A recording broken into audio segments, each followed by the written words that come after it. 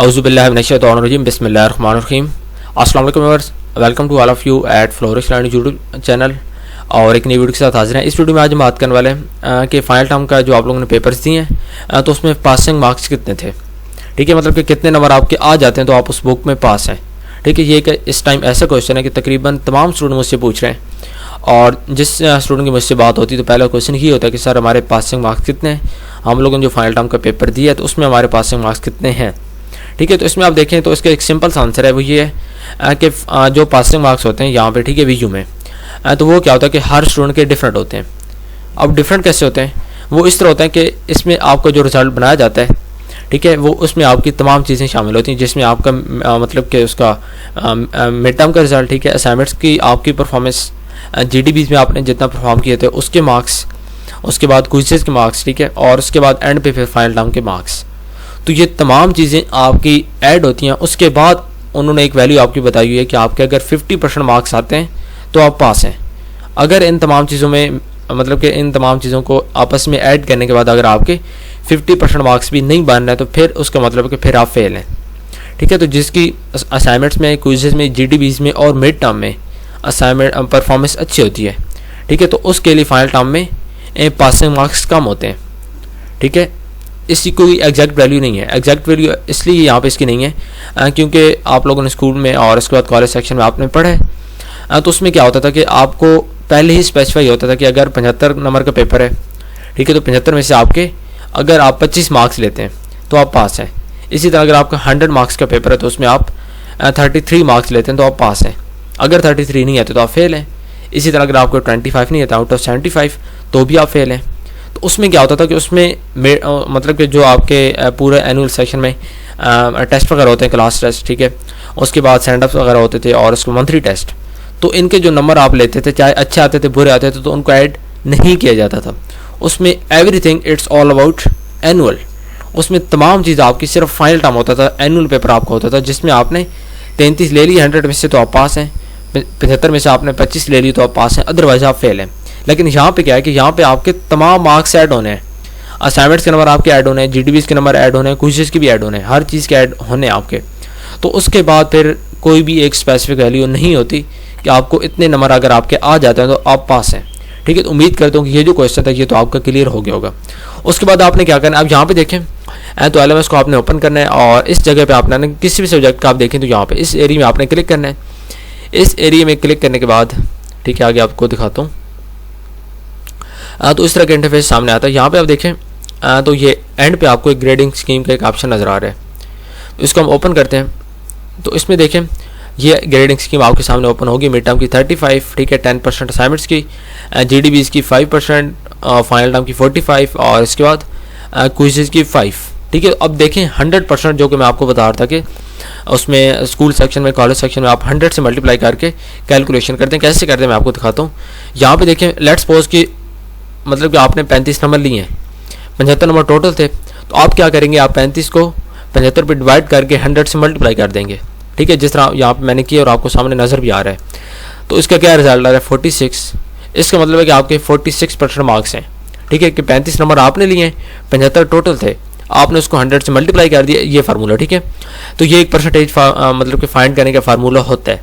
इसमें 46% मार्क्स आपके आ रहे हैं। लेकिन अब यहाँ पे वीयू में क्या है कि वीयू में ऐसा नहीं है। वीयू में उन्होंने इस 100% को, ठीक है, ये जो 100% है तो इसको उन्होंने डिवाइड कर दिया है। डिवाइड ऐसे किया है, ऐसे किया है। ठीक है, यहाँ पे देखें मिड टर्म की उन्होंने अलग बता दिया है, फाइनल की अलग, उसके बाद GDBs की अलग, असाइनमेंट्स की अलग और उसके बाद क्विज़ेस की अलग।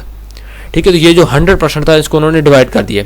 तो अब जब ये डिवाइड हो गया तो उसके बाद लाजमी बात है अब इसको आपने कैलकुलेट करते वक्त 100 से मल्टीप्लाई नहीं करना, क्योंकि अब ये 100 नहीं है। अब उन्होंने इस 100 को डिवाइड कर दिया, डिफरेंट सेक्शंस में डिवाइड किया है। तो उसके लिए यहाँ पे मैंने कैलकुलेशन की है। इस सेक्शन को समझाने की कोशिश करूँगा, आपने समझना। अब यहाँ पे देखें तो टोटल आपके असाइनमेंट्स के कितने मार्क्स थे। ठीक है, असाइनमेंट 1, 2 इसके टोटल मार्क्स पहले काउंट करते हैं। 4 असाइनमेंट्स आई हैं, टोटल 80 थे।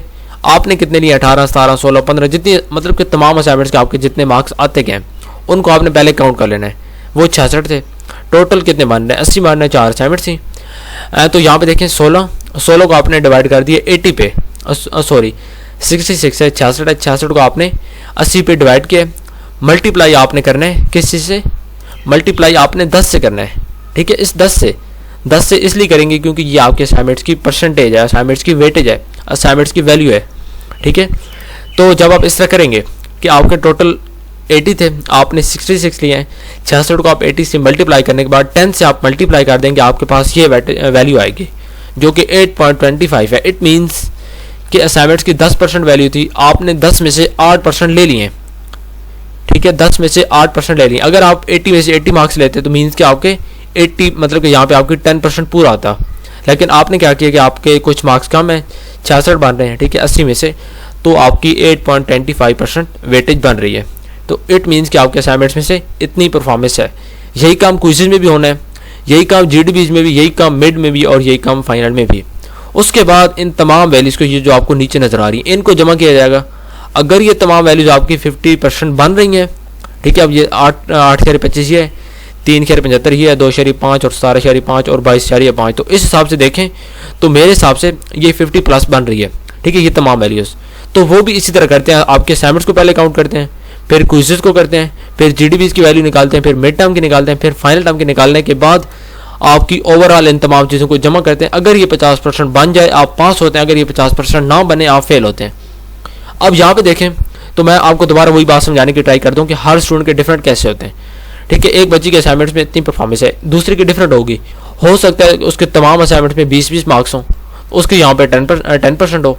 इसी तरह क्विज़ में, ठीक है, क्विज़ 1, क्विज़ 2, क्विज़ 3 में टोटल मार्क्स कितने बनना है, सबके 10-10 हैं, तो टोटल 40 हो गए। आपने 30 लिए हैं, एक में 9, एक में 8, एक में 7, एक में 6। इनको छोड़ दें, सिर्फ टोटल पे आ जाए। टोटल आपने 30 लिए हैं, टोटल 40 थे।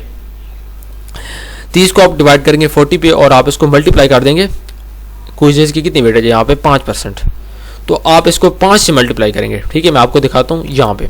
ठीक है, ये देखिए मैंने इसको 5 से मल्टीप्लाई किया, तो 5 से मल्टीप्लाई करने के बाद उसने मुझे बताया कि आपकी जी 3.75 परफॉर्मेंस है क्विज़ेस में। ठीक है, बाकी सारी चीज़ों को साइड पर कर दे कि 100 से करना है, बहुत सिंपल सी कैलकुलेशन है। टोटल मार्क्स जितने आपने लिए हैं, ठीक है, तमाम क्विज़ेस के पहले आपने कर लेने कैलकुलेट कि मैंने कितने लिए हैं। ठीक है, ये तमाम मैंने जमा किए, 30 बने, टोटल 40 बने थे, 4 क्विज़ेस थे। ठीक है, तो 30 को 40 से डिवाइड किया और उसके बाद इसको 5 से मल्टीप्लाई किया, तो ये वैल्यू सामने आई है।